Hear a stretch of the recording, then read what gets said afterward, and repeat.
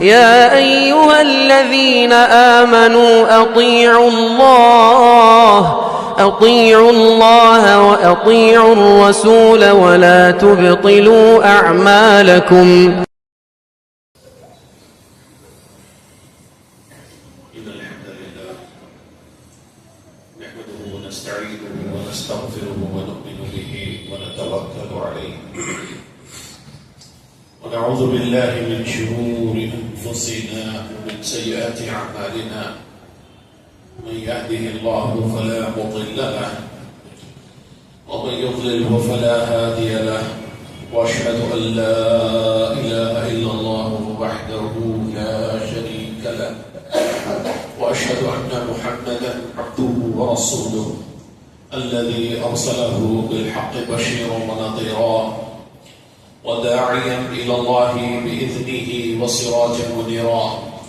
أما بعد، فإن خير الحديث كتاب الله وخير الهدي هدي محمد صلى الله تعالى عليه وسلم، وشر الأمور محدثاتها وكل محدثة بدعة وكل بدعة ضلالة وكل ضلالة في النار. أعوذ بالله السميع العليم من الشيطان الرجيم من همزه ونفخه ونفثه. بسم الله الرحمن الرحيم. طاف والقرآن المجيد.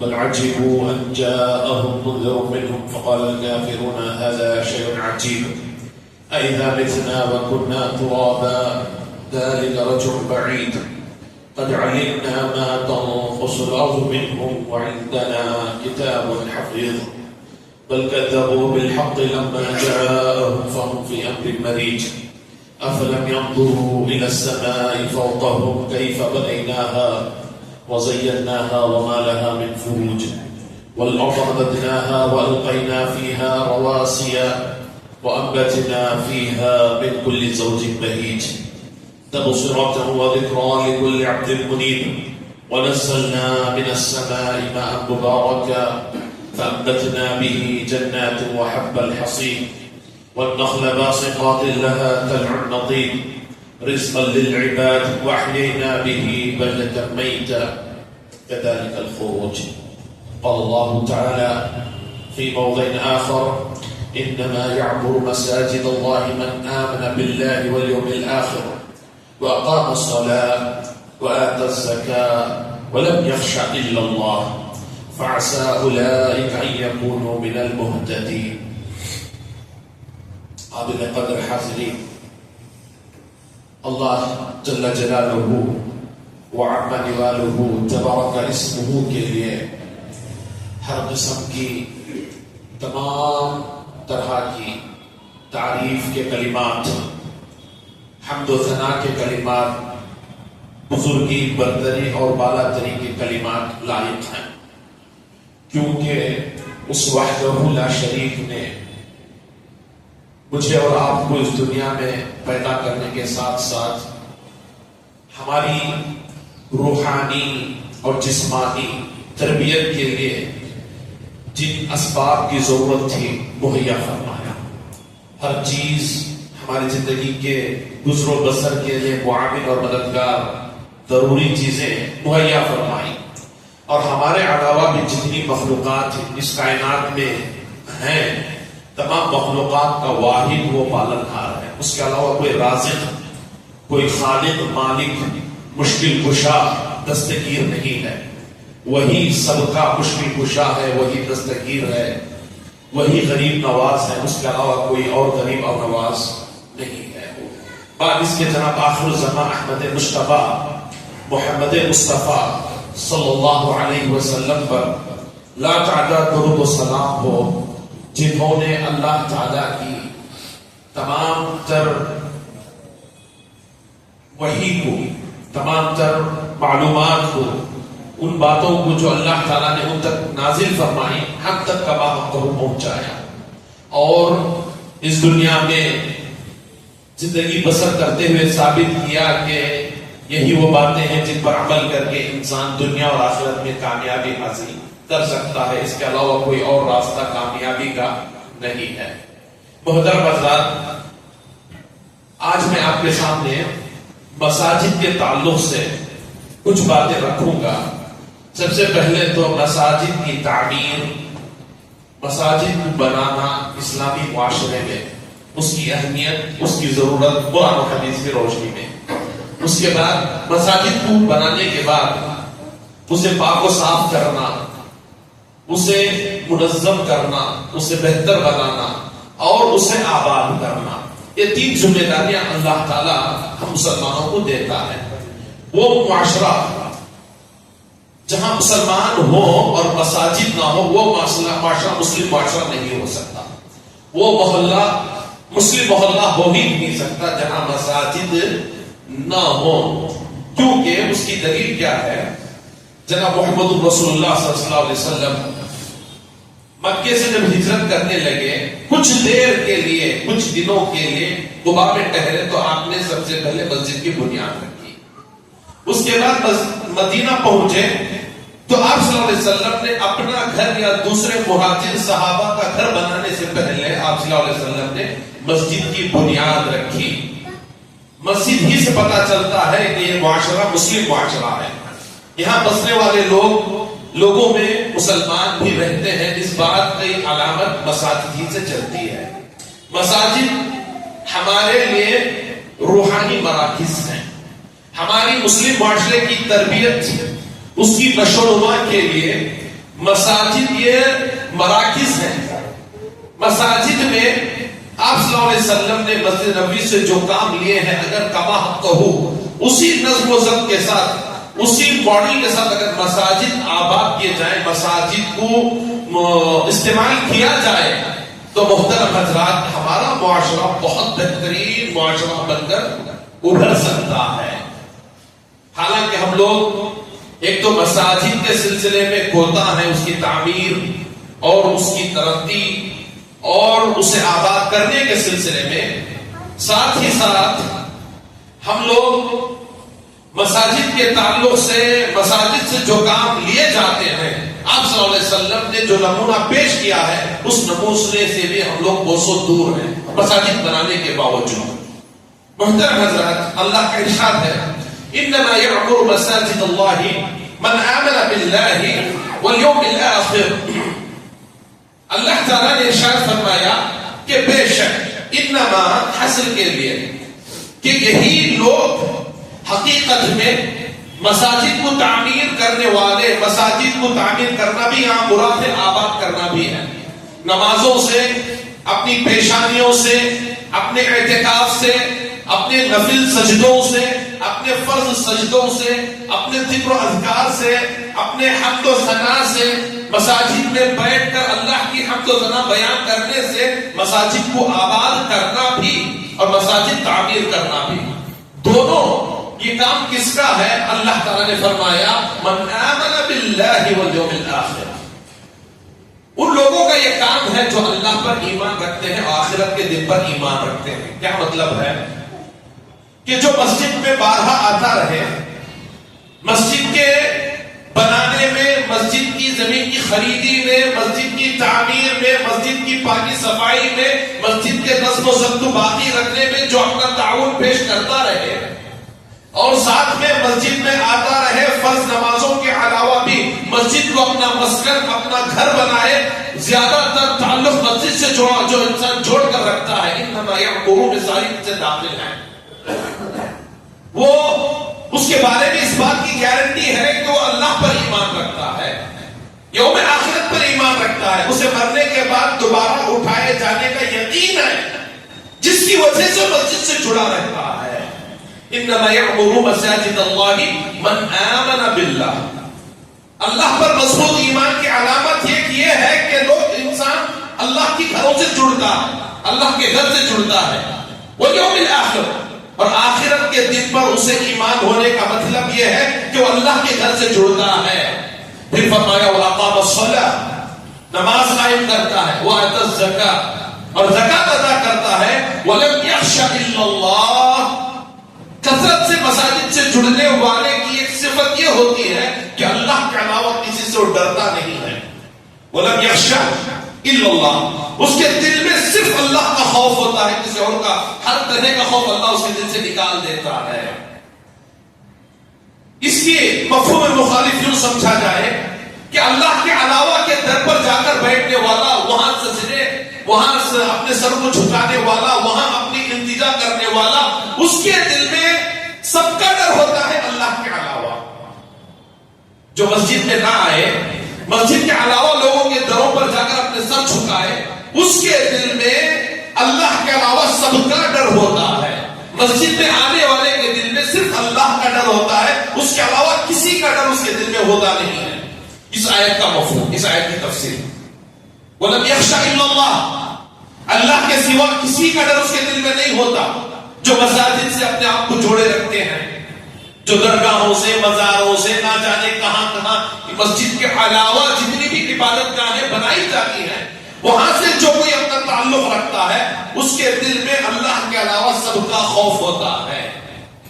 مسجد سے جڑنے والے کے دل میں اللہ کے علاوہ کسی کا خوف نہیں ہوتا. اللہ اکبر. میرے محترم بھائیو، اللہ کے نبی صلی اللہ علیہ وسلم نے فرمایا، اذا رأیتم، اسی آیت کی تفسیر سمجھیے آپ. پیارے نبی صلی اللہ علیہ وسلم کا یہ قول، اسی آیت کی تفسیر سمجھیے. آپ صلی اللہ علیہ وسلم نے فرمایا، اذا رأیتم الرجل یعتاد المساجد، لوگوں جب تم کسی انسان کو دیکھو، کسی انسان کو دیکھو وہ مسجد بار بار آتا جاتا ہے، وہ مساجد سے زیادہ تعلق رکھتا ہے، کثرت سے مساجد میں حاضر ہوتا ہے، آپ صلی اللہ علیہ وسلم نے فرمایا فاشهدوا له بالایمان، اس کے مومن ہونے کی گواہی دے دینا. اللہ اکبر. کثرت سے مساجد میں آنے والوں کے تعلق سے فرمایا کہ ان کے مومن ہونے کی گواہی دینا ہے آپ کو. کثرت سے مساجد کو آنے والے، فرمایا آگے آپ صلی اللہ علیہ وسلم نے، اللہ تعالی انما یعمر مساجد اللہ من آمن باللہ والیوم الاخر. پھر آپ صلی اللہ علیہ وسلم نے یہ آیت پڑھی کہ بے شک اللہ تعالیٰ کے مساجد کو آباد کرنے والے ایمان والے ہی ہوتے ہیں. جس کے دل میں ایمان نہ ہو مساجد کو آباد کر نہیں سکتا. ایک اور آیت میں اللہ تعالیٰ نے ارشاد فرمایا، وَمَنْ أَظْلَمُ مِمَّنْ مَنَعَ مَسَاجِدَ اللَّهِ أَن يُذْكَرَ فِيهَا اسْمُهُ. اس سے بڑا ظالم کون ہو سکتا ہے جو لوگوں کو اللہ کی مساجد میں ذکر کرنے سے روکے، جو لوگوں کو اللہ کی مساجد میں ذکر کرنے سے روکے، اللہ کا نام لینے سے روکے، وَسَعَى فِي خَرَابِهَا، اور مساجد کو بگاڑنے میں، مساجد کو تہز نہز کرنے میں، مساجد کی شبیہ بگاڑنے میں کوشش کرتا ہے، مساجد کے آباد نہ ہونے کی کوشش کرتا ہے، مساجد کو وجود میں نہ آنے کی کوشش کرتا ہے. وَسَعَى فِي خَرَابِهَا أُولَٰئِكَ مَا كَانَ لَهُمْ أَن يَدْخُلُوهَا إِلَّا خَائِفِينَ. ایسے لوگوں کو یہ ہرگز اجازت نہیں ہے کہ وہ مکے میں حدود حرم میں داخل ہو الا کہ خوف کھاتے ہوئے. لَهُمْ فِي الدُّنْيَا خِزْيٌ، ایسے لوگوں کے لیے دنیا میں بھی رسوائی ہے، وَفِي الْآخِرَةِ عَذَابٌ عَظِيمٌ، اور ایسے لوگوں کے لیے آخرت میں بہت بڑا عذاب ہے، بہت بڑا عظیم عذاب ہے. تو میرے بھائیوں، مساجد سے لوگوں کو روکنا، مساجد میں ذکر و اذکار سے منع کرنا، یا مساجد کو وجود میں آنے نہ دینا، مساجد کی زمین کی خریدی کے وقت مختلف قسم کے روڑے اٹکانا، مشاکل پیدا کرنا اور ایک دوسرے کا ہاتھ روکنا. ہمارے معاشرے میں ہوتا یوں ہے، اگر کہیں سلفی مسجد، اہل حدیث مسجد بننے جاتی ہے تو بعض مسلمان بھائی نادانی میں اس مسجد کو روکنے کی کوشش کرتے ہیں. انہیں اللہ سے ڈرنا چاہیے، اللہ سے خوف کھانا چاہیے. اللہ کی قسم میرے بھائیوں، اہل حدیث مساجد ہی ایک ایسی مساجد ہے جو صحیح عقیدے کو بیان کر سکتی ہیں. بقیہ کسی ممبر و محراب سے آپ صلی اللہ علیہ وسلم کا اور صحابہ کا عقیدہ بیان نہیں کیا جاتا. ہر قسم کے مساجد میں کہیں نہ کہیں اپنے نظریات، اپنے افکار، اپنے بزرگوں کی باتیں یا اپنے جو بدعقیدہ عمراء اور سلاطین ہیں ان کے عقیدے بیان کیے جاتے ہیں. لیکن سلفی مساجد ہی ایک ایسی جگہ ہے جہاں پر صحیح العقیدہ باتیں بیان کی جاتی ہیں، قرآن حدیث کی روشنی میں بات کی جاتی ہے، جس کی وجہ سے باطل ڈرتا ہے، خوف کھاتا ہے اور مساجد کو آنے سے منع کرتا ہے. میرے بھائیوں، ہم نے جہاں کہیں بھی دیکھا ہے کہ سلفی ایک مسجد اگر بنتی ہے تو اطراف اکناف کے لوگ عقیدے میں صحیح عقیدے کو ماننے میں دیر نہیں کرتے، صحیح عقیدہ فوراً سمجھ میں آ جاتا ہے، چونکہ باتیں قرآن و حدیث سے میل کھاتی ہیں، انسانی فطرت کے قریب ہوتی ہیں۔ قرآن و حدیث کی ساری باتیں انسانی فطرت کے قریب ہوتی ہیں، لہذا اللہ تعالیٰ نے ان لوگوں کے لیے وعید سنائی جو لوگ مساجد کے تعمیر کے سلسلے میں یا مساجد میں ذکر و اذکار کے سلسلے میں روڑا بنتے ہیں، لوگوں کو روکتے ہیں۔ اس آیت کی روشنی میں ایک اور بات میں کہہ دوں کہ مساجد بنانے کے بعد مسجد کا کچھ حصہ مسلمانوں کو ہمیشہ کھلا رکھنا چاہیے ان لوگوں کے لیے جو کبھی بھی مسجد میں آ کر بیٹھ کر ذکر و اذکار کرنا چاہتے ہیں۔ ہمارے مساجد میں دیکھا یہ گیا ہے اکثر و بیشتر کہ فرض نمازوں کے بعد مساجد بند کر دیے جاتے ہیں، لاک کر دیے جاتے ہیں۔ یہ آپ صلی اللہ علیہ وسلم کی سنت سے ثابت بات نہیں ہے۔ مساجد کا لاک کرنا، مساجد کو قفل ڈالنا فرض نمازوں کے بعد، محترم بھائیوں، یہ شریعت کی مخالف بات ہے۔ مساجد کا کچھ حصہ ہاں ہو سکتا ہے آج کے زمانے کے حساب سے مسجد میں کچھ قیمتی چیزیں ہوتی ہیں، مائک ہوتا ہے، فین ہوتا ہے، اس کے چوری ہونے کا خدشہ ہے، جس اکثر حصوں کو لاک کر کے کسی نہ کسی حصے کو کھلا رکھنا چاہیے تاکہ جب کبھی بھی انسان کو اللہ تعالیٰ کی یاد آئے وہ مسجد کی طرف دوڑ پڑے، وہ مسجد میں بیٹھ کر ذکر و اذکار کرے، اللہ کو یاد کرے۔ آپ صلی اللہ علیہ وسلم اللہ تعالیٰ نے ارشاد فرمایا وَفِي بُيُوتٍ أَذِنَ اللَّهُ أَن تُرْفَعَ وَيُذْكَرَ فِيهَا اسْمُهُ۔ اللہ تعالیٰ یہ حکم دیتا ہے کہ اس کے گھروں میں بیٹھ کر اس کا ذکر کیا جائے۔ يُسَبِّحُ لَهُ فِيهَا بِالْغُدُوِّ وَالْآصَالِ، يُسَبِّحُ لَهُ فِيهَا بِالْغُدُوِّ وَالْآصَالِ، صبح شام اس کا ذکر کیا جائے مساجد میں بیٹھ کر، رات میں ہو دن میں ہو، 24 گھنٹے اللہ کے گھروں میں بیٹھ کر اللہ کا ذکر کرنے کا حکم اللہ اپنے بندوں کو دیتا ہے۔ آگے فرمایا رجال لا تلہیہم تجارۃ ولا بیع عن ذکر اللہ، اللہ کے مقرب بندے ایسے ہوتے ہیں جنہیں اللہ کے ذکر سے، نماز سے نہ ان کی تجارت روک پاتی ہے، نہ ان کی مال و اولاد، ان کی دولتیں انہیں اللہ کے ذکر سے روک پاتی ہیں۔ آگے فرمایا وَإِقَامِ الصَّلَاةِ، اور نماز قائم کرنے سے، وَإِيتَاءِ الزَّكَاةِ، اور زکات ادا کرنے سے، يَخَافُونَ يَوْمًا تَتَقَلَّبُ فِيهِ الْقُلُوبُ وَالْأَبْصَارُ، اور یہ لوگ اللہ تعالیٰ سے ڈرتے ہوں گے قیامت کے مسئلے کو لے کر، قیامت کے دن کی ہولناکیوں کو لے کر یہ لوگ اللہ تعالیٰ سے ڈرتے اور خوف کھاتے ہوں گے۔ لِيَجْزِيَهُمُ اللَّهُ أَحْسَنَ مَا عَمِلُوا وَيَزِيدَهُم مِّن فَضْلِهِ وَاللَّهُ يَرْزُقُ مَن يَشَاءُ بِغَيْرِ حِسَابٍ، اور اللہ تعالیٰ چاہتا ہے کہ ان کو بھرپور ان کے اچھائی کا بدلہ دیا جائے۔ مساجد کو قائم کرنے کی وجہ سے، نمازوں کو پڑھنے کی وجہ سے، اور مساجد کو آباد کرنے کی وجہ سے، اور اللہ تعالیٰ جسے چاہتا ہے بغیر حساب و کتاب کے عطا کرتا ہے۔ وَأَنَّ الْمَسَاجِدَ لِلَّهِ فَلَا تَدْعُوا مَعَ اللَّهِ أَحَدًا، لوگوں یاد رکھو مساجد اللہ ہی کے لیے ہے، مساجد اللہ ہی کے لیے ہے، اللہ کے علاوہ کسی اور کو تم سجدہ نہ کرنا، اللہ ہی کے لیے سجدہ کرنا۔ مساجد کی اہمیت کے سلسلے میں اللہ کے نبی صلی اللہ علیہ وسلم نے فرمایا احب البلاد الی اللہ مساجدها، کسی بھی شہر، کسی بھی بستی کا وہ حصہ اللہ کے نزدیک بہت محبوب ہوتا ہے جو حصہ مسجد کے لیے مخصوص کر دیا جاتا ہے، جو جگہ مسجد کے لیے بنائی جاتی ہے وہ جگہ اللہ کے لیے بہت پسندیدہ ہوتی ہے۔ وَأَبْغَضُ الْبِلَادِ إِلَى اللَّهِ أَسْوَاقُهَا، اور کسی بھی شہر، کسی بھی بستی کی وہ جگہ اللہ تعالیٰ کو زیادہ مبغوض ہے جو بازار کے نام پر بنائے جاتے ہیں۔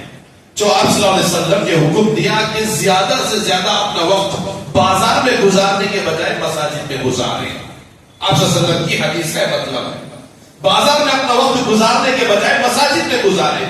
لیکن ہمارے نوجوانوں کا حال کیا ہے؟ میرے بھائیوں، چائے کی ہوٹل میں بیٹھ کر چائے پیتے ہوئے، سگریٹ جلا کر، سگریٹ کی چسکیاں لیتے ہوئے، ایک دوسرے کی غیبت کرتے ہوئے جتنا وقت ہمارا نوجوان ہوٹلز میں گزارتا ہے، اگر فرض نماز نفل نماز کے لیے آنا یا ذکر و اذکار کے لیے مساجد میں بیٹھنا تو دور کی بات ہے، اذان کی آواز سن کر بھی مسلم محلے میں مسلم نوجوان مسجد میں فرض نماز کے لیے آنا گوارا نہیں کرتے. حالانکہ اللہ کے نبی کی یہ حدیث ہے کہ اللہ کے نزدیک سب سے بدترین جگہ بازار ہے اور سب سے بہترین جگہ اللہ کو پسندیدہ جگہ مساجد ہے. لہذا انسان کو اتنا ہی وقت بازار میں گزارنا ہے جتنی کی اسے ضرورت ہے، جتنا کی اسے ضرورت ہے. ضرورت سے زیادہ وقت بازار میں گزارنے کو ناپسند کیا گیا ہے شریعت کے اندر. ضرورت سے زیادہ وقت آپ کے پاس اگر خالی وقت ہے تو اس کو مساجد ہی میں بتانے کی کوشش کریں، کیونکہ جیسا کہ آپ نے سنا کہ یہ چیز ایمان کی علامت ہے. مسجد میں کثرت سے آنا، مسجد میں کثرت سے وقت کا بتانا، یہ تمہارے اللہ اور اللہ پر ایمان اور یوم آخرت پر ایمان لانے کی علامت ہے.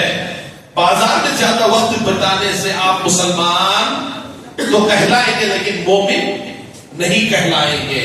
ایک اور حدیث ہے جس میں آپ صلی اللہ علیہ وسلم نے فرمایا من توضأ، جس نے وضو کیا، وجاء الى المسجد فهو زائر الله عز وجل. الله اکبر. من توضأ وجاء الى المسجد فهو زائر لله عز وجل. الله اکبر. میرے بھائیو، آپ صلی اللہ علیہ وسلم نے فرمایا جو انسان گھر میں وضو کرے اور مسجد کی طرف آئے، فرض نماز کے لیے آئے یا پھر نفل وہ اعتکاف کے لیے یا پھر ایسے ہی ذکر و اذکار کے لیے اگر مسجد کی طرف آتا ہے تو ثواب کی نیت سے آپ صلی اللہ علیہ وسلم نے فرمایا گویا کہ وہ اللہ کی زیارت کے لیے آتا ہے، گویا کہ وہ اللہ کی زیارت کے لیے آتا ہے. اللہ اکبر. اس سے بڑی فضیلت میرے بھائیو اور کیا ہونی چاہیے؟ وحق علی المزور ان یکرم الزائر. اللہ اکبر. اللہ اکبر. بڑی پیاری بات آپ صلی اللہ علیہ وسلم نے بتائی. بات کیا ہے؟ اللہ کی زیارت کے لیے بندہ آتا ہے جب مسجد میں آتا ہے، اور زائر پر وحق علی المزور، جس کی زیارت کی جا رہی ہے اس پر یہ فرض ہے کہ اپنے زیارت کرنے والے کی عزت کرے. اللہ اکبر. وحق علی المزور ان یکرم الزائر. بڑی پیاری بات، بڑی پیاری حدیث. گھر سے وضو بنا کر کوئی انسان مسجد کی طرف آتا ہے تو گویا کہ وہ اللہ کی زیارت کرنے کے لیے آ رہا ہے، اور اللہ تعالیٰ پر یہ فرض ہے کہ اپنے زیارت کرنے والے کی عزت کرے. اللہ اکبر. میرے بھائیوں، اس سے بڑی فضیلت کی بات ہم ہوٹلوں پر نہ جانے کیسی کیسی جگہوں پر نوجوان آٹو سٹینڈوں میں فلاں جگہ بیٹھ کر وقت ضائع کرتے ہیں. اللہ کی زیارت کے لیے آنا اور اللہ پر یہ فرض ہے کہ آنے والے کی عزت کرے. اللہ اکبر. میرے بھائیوں، یہ حدیث سننے کے بعد تو ہر مومن کو یہ مسجد سے محبت ہو جانی چاہیے، ہر مومن کو مساجد سے محبت ہو جانی چاہیے. اب وقت چونکہ ہو رہا ہے، کئی باتیں اور بہت ساری باتیں مساجد کی آباد کرنے اور تعمیر کرنے سے لے کر ہیں. ایک بات اور بتا دوں کہ شہر بنگلور میں الحمدللہ آج بہت ساری جگہوں پر سلفی مساجد کے لیے زمینیں خریدی جا رہی ہیں کثرت کے ساتھ. مسجد رحمانیہ میں تعمیر ہو رہی ہے. یہاں اس مسجد میں سخت ضرورت ہے توسیع کے لیے، جگہ خریدی گئی ہے. مکمل رقم نہ ہونے کی وجہ سے لوگوں سے قرض لے کر رجسٹر کر رہے ہیں. حالانکہ آج بھی ہمارے مسجد میں موجود کچھ احباب مل کر وہ رقم دے سکتے ہیں. اتنا تو اللہ تعالیٰ نے بنگلور والوں کو نوازا ہے، لیکن باوجود اس کے مساجد کی تعمیر، اس کی آبادی میں ہمیں کوئی انٹرسٹ نہیں ہے. میرے بھائی، اللہ کی قسم، اللہ کے نبی صلی اللہ علیہ وسلم نے فرمایا کہ من بنا للہ مسجدا بنى الله له بیتا فی الجنہ. جو آدمی مسجد بناتا ہے اللہ اس کے لیے جنت میں گھر بناتا ہے. نبی مبارک صلی اللہ علیہ وسلم کی زبان مبارک سے نکلے کلمات ہیں. ایک اور جگہ آپ صلی اللہ علیہ وسلم نے فرمایا جو کوئی چڑی کے، پرندے کے گھونسلے کے برابر بھی مسجد کے لیے جگہ لیتا ہے، مسجد بناتا ہے، اللہ تعالیٰ بروز قیامت اس کے لیے جنت میں جگہ دیتا ہے. میرے بھائیو، یہ بڑی بڑی بشارتیں ہیں. صحابہ ایسی بشارتوں کو سنتے تو خرچ کرنے کے لیے جوق در جوق ٹوٹ پڑتے ہیں. میرے بھائیو، ہمارے دلوں پر رتی برابر بھی جنبش نہیں آتی. یہ ہمارے دلوں کو زنگ لگنے کی علامت ہے. اور کثرت سے آپ ذکر و اذکار توبہ و استغفار ہمیں کرنا چاہیے تاکہ ہمارے دل اللہ تعالیٰ کے ایسے باتوں کو سن کر, نبی اکرم صلی اللہ علیہ وسلم کی ایسی حدیث کو سن کر ہمارے دلوں میں کچھ تو حرکت پیدا ہو. آج کے پرفتن دور میں ہم اپنے بچوں کی, اپنے آنے والی نسلوں کی عقیدے کی, ایمان کی, اخلاق کی اگر تحفظ چاہتے ہیں تو مساجد ہی ایک واحد ذریعہ ہے. مساجد ہی ایک واحد ذریعہ ہے, اس کے علاوہ کوئی ذریعہ نہیں ہے میرے بھائیوں تحفظ کا. صحیح العقیدہ مسلک کے مساجد کی کثرت سے تعمیر بے انتہا اشد ضرورت ہے. لہذا آپ اس سلسلے میں بخیلی اور کنجوسی سے کام نہ لیں. میری تو خواہش ہے کہ آپ مصلی اس مسجد کے سلسلے میں مسجد کے ذمہ دار, نہ جانے اللہ کی قسم مسجد کے ذمہ داروں نے اس ٹاپک پر نہ بولنے مجھے کہا ہے, نہ ہی انہوں نے مجھے چندے کی درخواست کی ہے, بلکہ مجھے درد ہوتا ہے جب میں دیکھتا ہوں کہ ذمہ دار نہ جانے کن کن ڈسٹرکٹوں میں چھوٹے چھوٹے جہاں بنڈاری ہے, فلاں ہے, جا کر چندہ طلب کر رہے ہیں آپ کے لیے مسجد بنانے, جبکہ آپ کے اندر حیثیت ہے کہ آپ جگہ بنا سکتے ہیں حالات کے لوگ. میرے بھائیو افسوس کی بات ہے, مانگا کس کے لیے جاتا ہے جو حیثیت نہیں رکھتا. آپ کے اندر اللہ نے طاقت دی ہے, حیثیت رکھی ہے. اللہ کا گھر جو آپ کے اپنے بچوں کے لیے مستقبل کے عقیدے کی تحفظ کا ضامن ہے, آپ خرچ کرنا نہیں چاہتے, اللہ کے پاس آپ مسئول رہیں گے. اللہ کے پاس آپ مسئول رہیں گے, آپ سے پوچھا جائے گا, آپ کا گریبان پکڑا جائے گا. آپ کی ذمہ داری تھی کہ آپ کھڑ کے ذمہ داری لے کر بناتے, لیکن آپ کو وقت نہیں ہے, کوئی اور اس کام کو انجام دے رہا ہے, تو اس کا تعاون کرنا آپ کی ذمہ داری بنتی ہے میرے بھائیوں, اس کا تعاون کرنا آپ کی ذمہ داری بنتی ہے. اللہ تعالیٰ سے دعا ہے کہ اللہ تعالیٰ ہم تمام کو کہنے سننے سے عمل کی توفیق نصیب فرمائے. اللہ تعالیٰ ہم تمام کو مساجد زیادہ سے زیادہ بنانے, اسے آباد کرنے, اس میں ذکر و اذکار کرنے اور اس سے فائدہ اٹھانے, جیسا کہ اللہ کے نبی صلی اللہ علیہ وسلم کے دور میں مساجد سے اٹھایا گیا ہے, تمام فائدے اٹھانے کی توفیق نصیب فرمائے. اللہ تعالیٰ ہمارے مساجد کو بھوکوں کو کھانا کھلانے کا ذریعہ بنائے. اللہ ہمارے مساجد کو مقروض کی قرض کی ادائیگی کے ذریعہ کا سبب بنائے. اللہ ہمارے مسلمانوں کی دینی, اخلاقی, تعلیمی, عقدی اصلاح کے لیے مساجد کو مراکز بنائے. اللہ تعالیٰ دینی مجالس کو کثرت سے قائم کرنے کی ہمیں توفیق نصیب فرمائے. اللہ مساجد کو کما حق ان کے حقوق ادا کرنے کی اللہ ہمیں توفیق نصیب فرمائے. آمین. وآخر دعوانا ان الحمد للہ رب العالمین.